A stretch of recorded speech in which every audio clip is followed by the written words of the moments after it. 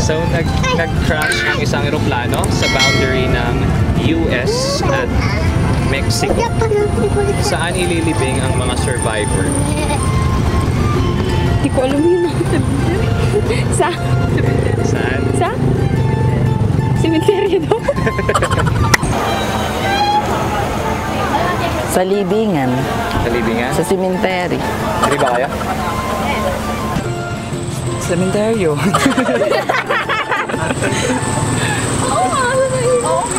Cementerio? Opo. Final answer? Ay, ulit. Wala mo yung tanong. Ay! Marvin, ilan na lang. Ulit nga mo yung tanong. Nag-crash yung aeroplano ate. Tapos, Sa USM. sa ano? Paulit mo yung tanong. Ayaw mo na ulitin. Makukuha mo na. Alam mo na. Saan? Ay, bawal na mag-coach. Ah, hindi ko alam. So, cementerio, final answer. Oo. Ulitin ko yung tanong.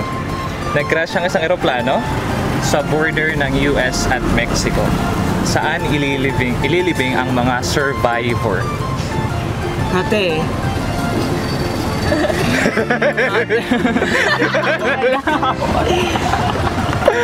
Wala, kasi namatay sila lahat. Walang survivor. Nag-crash nga, di ba? Ay, paano yung mali mo?